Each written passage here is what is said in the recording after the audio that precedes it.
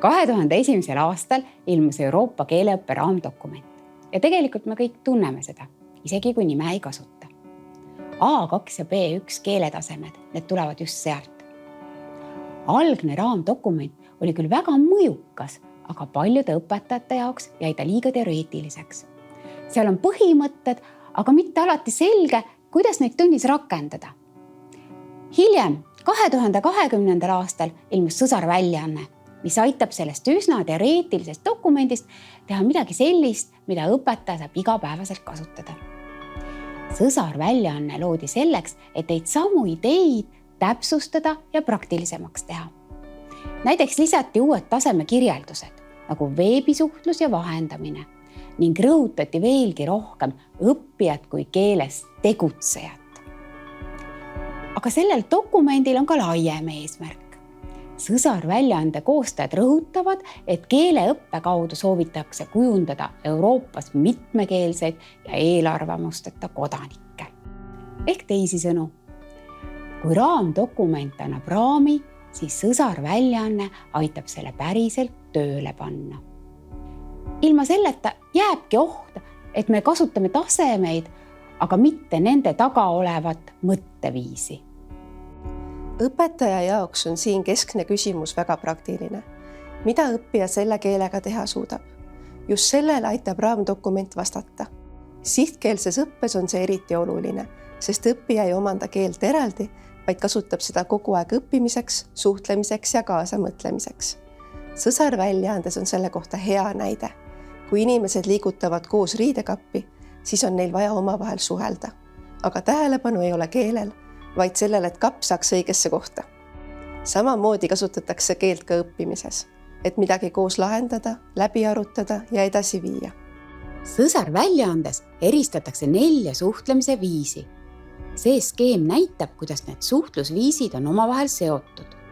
Kõige ülemine nool on vastuvõtte, ehk kui palju me kuuldut ja loetut mõistame. Kõige alumine nool on tekstiloome, näiteks suulise monoloogi või kirjaliku juhendi loomine. Vastuvõtt ja tekstiloome võivad olla ühesuunalised. Suhtluses, nagu näiteks vestluses, on inimesed interaktsioonis, näiteks arutades plaane või leppides veebivestluses kokku ostu-müügitehingut. Vahendamine on info saamise ja suhtluse hõlbustamine. Erinevalt suhtlusest ei kanna vahendaja edasi enda mõtteid ja ideid, vaid aitab teistel mõista näiteks võõrkeelset artiklit või aidates rühmakaaslastel koostööd teha. Iga suhtlemisviisi juures kasutame strateegiaid, mis aitavad meil ülesannet tõhusamalt sooritada. Näiteks võib tuua vastuvõtustrateegia vihjete tabamine.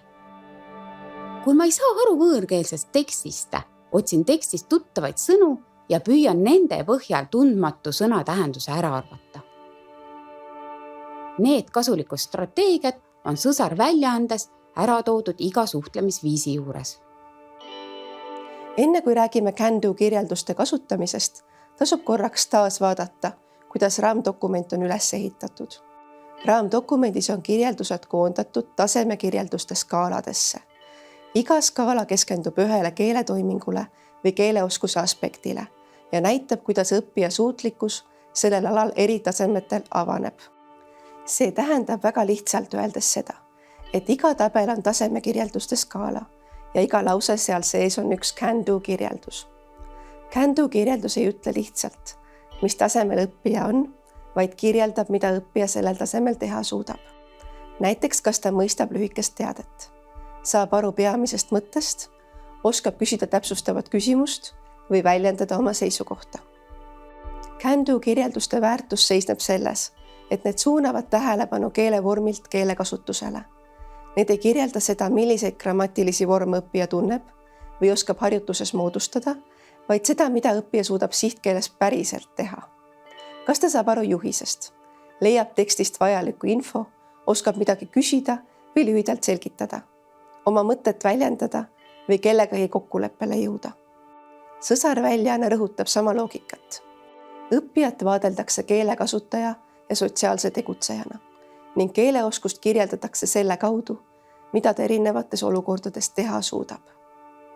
Õppija võib harjutuses kasutada üsna keerulisi vorme, aga kui ta ei mõista sihtkeelset telesaadet, ei saa aru õpetaja selgitusest või ei suuda lihtsas olukorras oma mõtet edasi anda, siis ei saa me rääkida tegelikult väga kõrgest keeleoskuse tasemest. Ja sellepärast ongi Can-Do kirjeldused õpetajale nii kasulikud. Kui eesmärk on sõnastatud tegevusena, on lihtsam valida ka sobiv ülesanne, vajalik tugi ja hindamisviis. Sõsarväljaande vundamendiks on arusaam, et õppijad ongi juba keele kasutajad. Nähes õppijad keele kasutajana, on meie ülesanne keeleõpetajana luua olukordi, kus õppija saab keelega midagi teha. Me toetume keeleõppija agentsusele. Agentsus tähendab tegutsemisvõimet ja suutlikkust ise mõjutada oma tegevust, otsuseid ja keskkonda enda ümber. Keeleõppes tähendab see õppija võimet olla aktiivne tegutseja, mitte ainult passiivne juhiste järgija. Praktikas tähendab see keeleõppe olukordi, kus õppija peab midagi planeerima, valima, otsustama ja looma. Need on ülesanded, millel on tulemus. Valmib blogi, korraldatakse näitus või salvestatakse juhendvideo. Keel pole oluline ainult lõpptulemuse esitamisel, vaid ka kogu protsessi jooksul. Ideede arutamisel, rollide jagamisel, probleemide lahendamisel, ühiste otsuste tegemisel ja üksteise mõistmisel.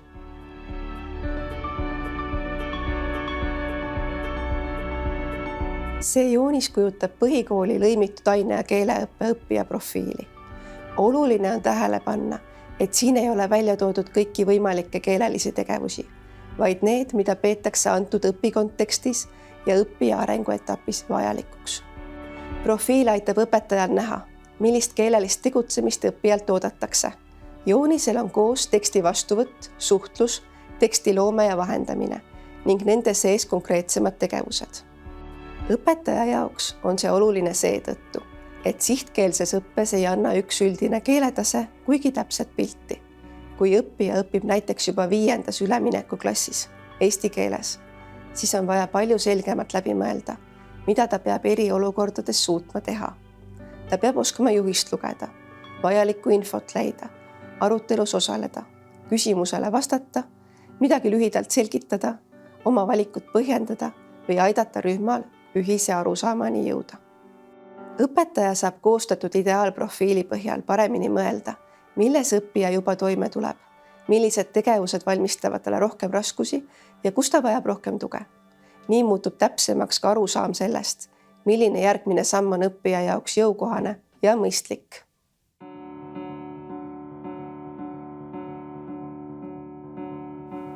Üks väga praktiline tööriist, mida sõsarväljaanne toetab, on tagurpidi planeerimine. Lihtsustatult tähendab see 3 sammu. Kõigepealt valid eesmärgi, mida õppija peab suutma, ehk Can-Do kirjelduse. Siis valid sobiva taseme ja alles siis lood ülesande. See on nagu navigeerimine. Kõigepealt paned paika sihtkoha, siis valid tee ja alles siis hakkad liikuma. Keeleõppes tähendab see, et me ei küsi, mida me täna teeme, vaid mida õppija päriselt teha oskab.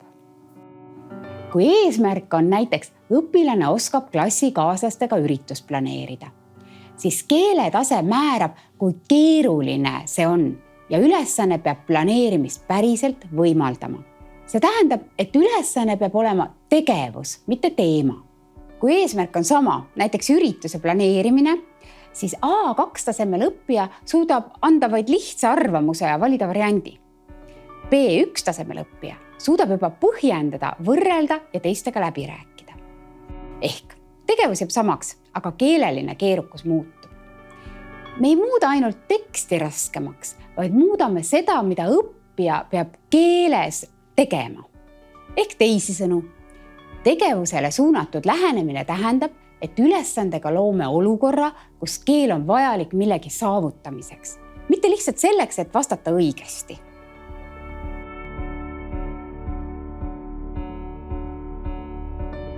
Kui räägime õppestsenaariumist, siis me ei mõtle lihtsalt mitut järjestikust ülesannet. Õppestsenaariumis on õppijal algusest peale tunne, et ta liigub millegi päris ja tähendusliku poole. on olukord, kuhu ta sisse astub, on eesmärk, mille poole ta liigub ja on tulemus, mille nimel ta peab tegutsema. See tähendab, et õppija ei täida ainult töölehte ega vasta üksikutele küsimustele. Ta uurib, arutab, teeb valikuid, otsustab, loob midagi koos teistega. Keelekasutus on selle kõige sees kogu aeg olemas. Keelt on vaja selleks, et olukorrast aru saada, teistega koostööd teha, oma mõtet selgitada, kokkuleppele jõuda ja lõpuks mingi tulemuseni välja jõuda. Sellel joonisel on näha stsenaariumi olulised elemendid. Kõigepealt on keeleline kontekst, olukord, mis annab tegevusele sisu ja mõtte. Siis tuleb eesmärk, mida on vaja välja selgitada, luua, otsustada või esitada. Edasi liigub õppija uurimise, rühmatöö ja koostöö kaudu. Selle käigus sünnib ühine tähendus, mille pinnalt valmib lõpptulemus. Ja oluline on ka see, et stsenaariumis oleks läbi mõeldud, mida ja kuidas hinnatakse. Hea stsenaariumi puhul ei ole keel eraldi harjutamise objekt. Keel on vahend, mille abil õppija tegutseb. Sellepärast on oluline, et stsenaariumis oleks päris probleem, päris valik või päris ülesanne, mida ei saa ära teha ainult ühe õige vastusega. Õppijal peab olema põhjust kaasa mõelda ja kaasa töötada. See eristabki stsenaariumi tavaliste ülesannete jadast. Kui kontekst, eesmärk, koostöö ja tulemus on omavahel seotud, siis tekib olukord, kus keelt on päriselt vaja. Siis ei õpi õppija keelt võimaliku tuleviku jaoks, vaid kasutab seda juba õppimise ajal. Stsenaariumite kasutamisel on keelel selge ülesanne. Õppija kasutab keelt selleks, et koos teistega midagi mõista, otsustada, luua või ellu viia. Kui räägime vahendamisest, siis esimene seos on sageli tõlkimine. Tegelikult on see mõiste palju laiem. Vahendamine on olukord, kus keele abil tehakse midagi kellelegi teisele arusaadavamaks või aidatakse ühisele tegevusele edasi liikuda. See võib tähendada info selgitamist, ümbersõnastamist, kokkuvõtmist, seoste loomist või kokkuleppeni jõudmist. Oluline on ka see, et vahendamine ei toimu ainult kahe eri keele vahel. See võib toimuda ka ühe ja sama keele sees. Näiteks, kui õppija aitab teistel aru saada, mida tekst tähendab, mida õpetaja silmas peab või kuidas mingi olukord laheneb. Ta võib võtta midagi kokku, teha selle lihtsamaks, tõsta esile olulise või aidata rühmal ühise otsuseni jõuda. Suur osa õppimisest toimubki nii, et keegi seletab, täpsustab, seob või aitab teistel edasi mõelda. Vahendamine võib olla see, kui õppija aitab rühmal mõista, mida teha järgmisena, tõlgendab skeemi või sõiduplaani, seob eri osalejate mõtted üheks plaaniks või aitab lahendada olukorra, kus algne plaan enam ei toimi. Õpetaja jaoks on siin oluline veel üks aspekt. Vahendamine teeb nähtavaks õppija sellise osaluse külje, mis võib märkamata jääda.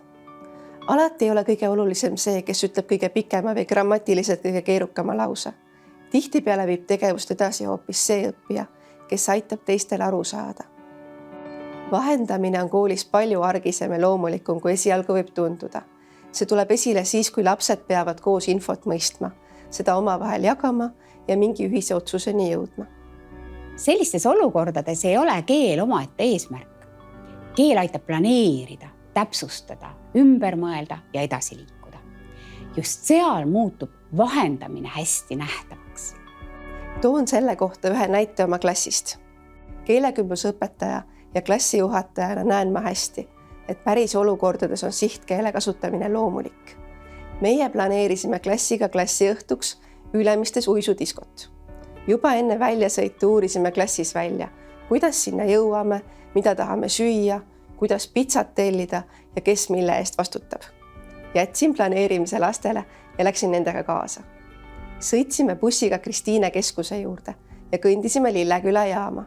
Siis selgus, et meie rong ei välju sealt, vaid teiselt poolt raudteed. Sellest saime aru alles siis, kui vaatasime peatuses rongiplaani. Läksime läbi lume järgmisesse peatusesse Kitsekülla ja jõudsime lõpuks ilusti rongile. Pitsade eest vastutav õpilane võttis teistelt tellimused vastu, kogus raha ja tõi pitsad ära. Siis selgus, et pitsad olid poole väiksemad, kui olime arvanud. See oli lastele tohutult naljakas, aga nad jagasid need sõbralikult ja võrdselt ära. Mõnel jäi isegi pärast 2 tükki üle. Ülejäänud õhtu möödus jääl. Võtsime kaasa õhupallid, mängisime kulli ja tegime ka rongi. See oli üks väga meeldejääv klassiõhtu, kuid mitte selles ei seisne väärtus. Oluline on, et kogu selle protsessi jooksul kasutasid lapsed eesti keelt päris eesmärgiga, et planeerida, uurida välja õiged peatused, tellida pitsad, täpsustada, otsustada ja kohaneda muutunud olukorraga. See näide toob hästi esile, mida vahendamine koolis päriselt tähendab.